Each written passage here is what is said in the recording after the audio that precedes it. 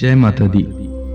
गुप्त नवरात्रि का पहला दिन माँ के 10 महाविद्याओं में प्रथम महाविद्या शक्ति के स्वरूप माँ काली की पूजा अर्चना की जाती है। साथ ही माँ दुर्गा के प्रथम स्वरूप माँ शैलपुत्री की पूजा अर्चना की जाती है। पौराणिक मान्यताओं के अनुसार माँ कालिका कलयुग की जागृत देवी मानी जाती है। माँ को दुष्टों का संहार करने वाला माना जाता है। माँ काली की पूजा गुप्त तरीके से की जाती है। माँ काली का मंत्र है ओम ह्रीम श्रीम क्रीम परमेश्वरी काली के स्वाहा। आइए सुनते हैं माँ काली की पौराणिक कथा। शुंभ निशुंभ दैत्यों के आतंक का प्रकोप बहुत अधिक बढ़ चुका था कि उन्होंने अपने बल छल एवं महाबली असुरों द्वारा देवराज इंद्र सहित अन्य समस्त देवता गणों को निष्कासित कर स्वयं उनके स्थान पर आकर उन्हें प्राण रक्षा हेतु भटकने के लिए छोड़ दिया। दैत्यों द्वारा आतंकित देवों को ध्यान आया कि महिषासुर ने इंद्रपुरी पर अधिकार कर लिया था। तब दुर्गा माँ ने ही उनकी मदद की थी। तब वे सभी दुर्गा माँ का आवाहन करने लगे। उनके इस प्रकार आवाहन से देवी प्रकट हुई एवं शुंभ निशुंभ के अति शक्तिशाली असुर चंड और मुंड दोनों का एक घमासान युद्ध में नाश कर दिया।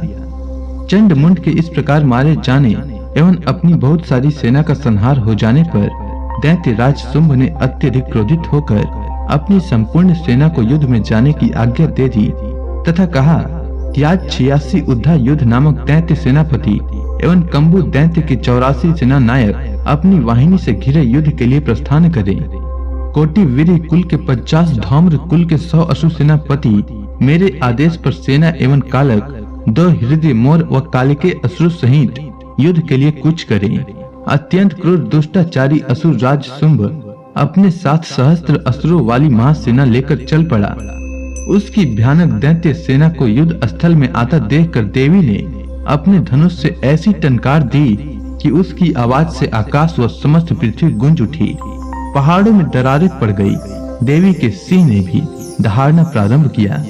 फिर जगदम्बिका ने घंटे के स्वर से उस आवाज को दोगुना बढ़ा दिया। धनुष सिंह एवं घंटे की ध्वनि से समस्त दिशाएं गूंज उठी। भयंकर नाद को सुनकर असुर सेना ने देवी के सिंह को और मां काली को चारों ओर से घेर लिया।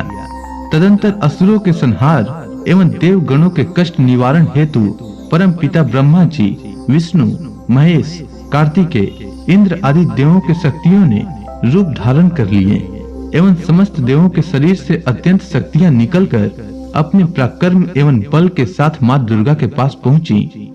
तत्पश्चात समस्त शक्तियों से घिरे शिव जी ने देवी जगदम्बा से कहा, मेरी प्रसन्नता हेतु तुम इस समस्त दानव दलों का सर्वनाश करो। तब देवी जगदम्बा के शरीर से भयानक उग्र रूप धारण किए हुए चंडिका देवी शक्ति रूप में प्रकट हुई।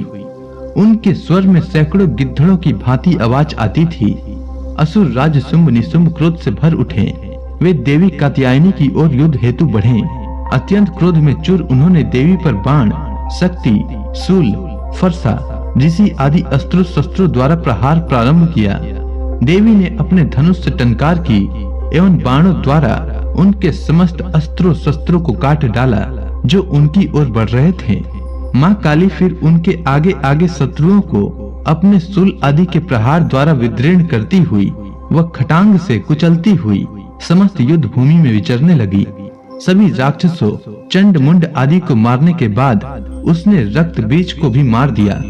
शक्ति का यह अवतार एक रक्त बीज नामक राक्षस को मारने के लिए हुआ था। फिर शुंभ निशुंभ का वध करने के बाद भी जब काली माँ का गुस्सा शांत नहीं हुआ तब उनके गुस्से को शांत करने के लिए भगवान शिव उनके रास्ते में लेट गए और काली माँ का पैर उनके सीने पर पड़ गया। शिव जी पर पैर रखते ही माता का क्रोध शांत होने लगा। तो इसी के साथ माँ काली की कथा समाप्त हुई। अब आइए सुनते हैं माँ शैलपुत्री की कथा। एक बार प्रजापति दक्ष ने यज्ञ कराने का फैसला किया। इसके लिए उन्होंने सभी देवी देवताओं को निमंत्रण भेजा, लेकिन शिव जी के पास कोई निमंत्रण नहीं भेजा। देवी सती भली भांति जानती थी कि उनके पास निमंत्रण आएगा, लेकिन ऐसा नहीं हुआ। देवी सती उस यज्ञ में जाने के लिए बहुत बेचैन थी, लेकिन भगवान शिव ने मना कर दिया। उन्होंने कहा कि यज्ञ में जाने के लिए उनके पास कोई भी निमंत्रण नहीं आया है और इसीलिए वहां जाना उचित नहीं होगा। सती नहीं मानी और बार बार यज्ञ में जाने का आग्रह करती रही। सती के न मानने की वजह से शिव जी को उनकी बात माननी पड़ी और अनुमति दे दी। सती जब अपने पिता प्रजापति दक्ष के यहाँ पहुंची तो देखा कि कोई भी उनसे आदर और प्रेम के साथ बातचीत नहीं कर रहा था। सारे लोग मुंह फेरे हुए थे और सिर्फ उनकी माता ने स्नेह से उन्हें गले लगाया। उनकी बाकी बहनें उनका उपहास उड़ा रही थी और सती के पति भगवान शिव को भी तिरस्कृत कर रही थी। स्वयं दक्ष ने भी अपमान करने का मौका न छोड़ा। ऐसा व्यवहार देखकर सती बहुत दुखी हुई।